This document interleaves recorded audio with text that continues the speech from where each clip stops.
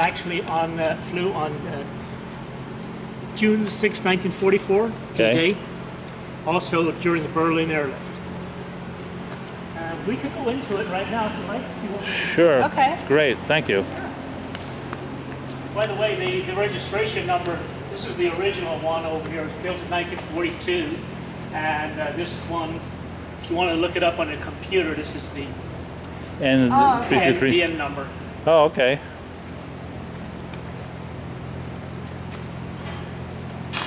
Okay, let's take a look. As you know, they got three doors here. This is the cargo door.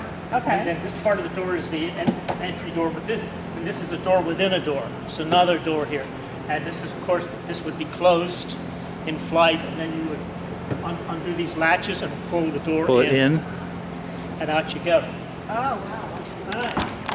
This is the static line. This is the original static line that they had June 6, 1944. By the way, before we got this aircraft, it belonged to the Royal Danish family. They were using it like their Air Force One. Oh, yeah? Yeah. But, and that's why we actually have seats in it. We kept the seats that they had. And they're doing maintenance on it right now. So if you look over by the wall, they've got it pulled out. Got the seats pulled out because they're going to be doing some maintenance in here. So come on in. Now we got the two lights, the jump lights here, the red and the green. Okay.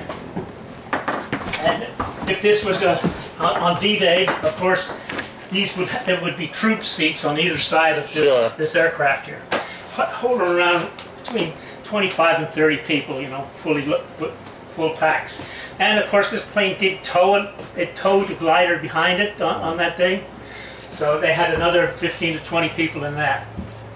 What? I think we can go inside. Okay, we'll just, great. This is actually a flyable airplane. We give rides in this airplane, and that's why they have to sign here, because they don't want people taking things out of it. So there's 4 positions in here. You start out here. This was the communicator here. This is where the guy did Morse code. You know, when he would communicate. Sure. Radio operator. On the left seat here, you had the navigator, and of course, and then the navigator, of course, would tell the pilot, captain up on the left seat usually, you know, which direction to fly in, and the co-pilot was in the right seat. At night, when they were flying, they had to use the stars. So we have a sextant port here. You know, the sextant would sit on that, and the navigator here would what they call shoot the stars, triangulation. Sure. Let's see, what else is there. This is a drift meter here. If you're not familiar with that. What is a drift meter? Well, a drift meter is, let's say you were flying from south to north, and you had the wind blowing you from east to west. Sure. Right. Well, this drift meter will correct for that wind. I see. And fly into the wind so as you maintain the course you were on. Everything in here, except for the GPS. We have a GPS in here. Sure. Okay. Because the feds, of course, wouldn't allow you to be just flying around here. Shoot the stars. The stars line of sight, right? So we had to put a GPS in here, but all the other instruments are the original ones that was put in 1942. What else can I tell you? They have an emergency exit here, and it's written in Danish on the right side, it's in English on the left, because of course this did belong to the Danish royal family.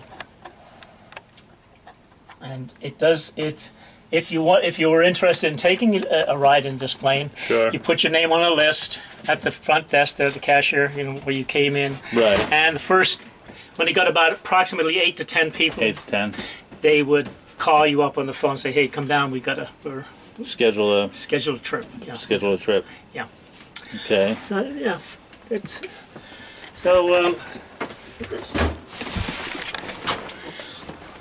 see what else can it. That's really it. Of course, on the D-Day they'd hook up to the static line here. Static line, right. And then of course they'd step out of the airplane and leave the static, and the static line would pull the pack out of their their back, parachute out Sure. from the package. Of course, when they landed, at nighttime when they were dropping troops at night, or even in the daytime, they would, of course, be blowing all over creation over there in Europe, Sure. and they would have that little Clicker. cricket, a cricket, yeah.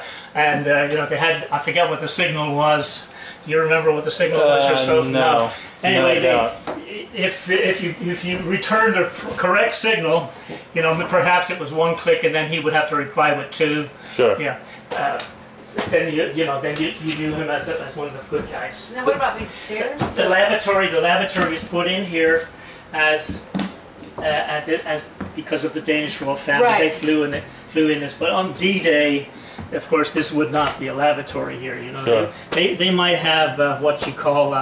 Have you been in the military at all? No, I've not. Okay, No. well, they would have a place where you might be able to use the bathroom. Okay. Right. But they wanted, of course, a regular bathroom, and that's what they got. These are the steps. Were you pointing at this? Yes, the stairs. These are the stairs that you would hook up to. Right there. To Okay. this. That's what I thought. That's how you came in. We just got this as a convenience. Right, exactly. That's what I We figured. didn't want you guys working too hard getting into the plane, Right. Soothing us up in silks. Yeah. Yes. Dropping us. Yeah, they have this. This is just a sit. I know what this is. See, put your hand up. You see see this right here? You know what that is, don't you?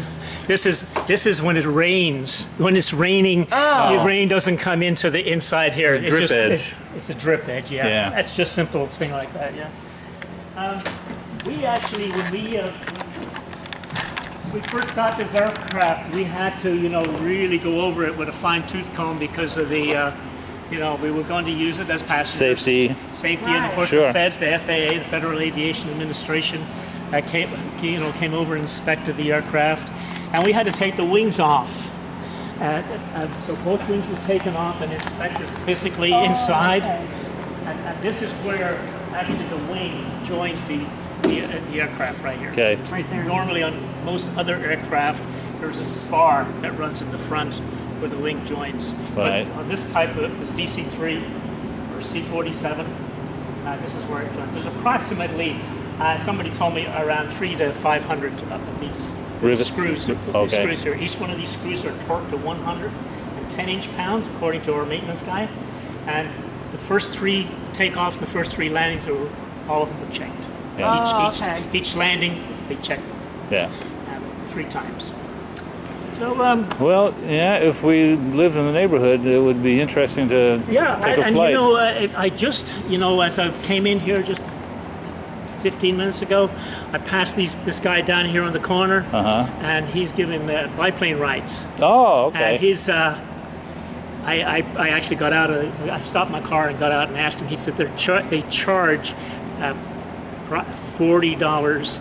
If there's 2 people, it's $40 each, Oh, okay. and if it's one, it's 80. 80. Right.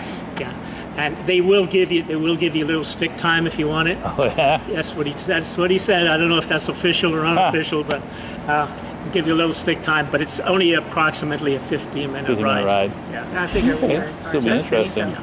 Oh, well, thank you very much. Thank Sorry, you. for is there taking the anything I can time. help you with? I mean, No, we really enjoyed it. Have you been here a while? I mean, did you go in? We went through all the came- buildings. Uh-huh. Yeah. You did? Okay.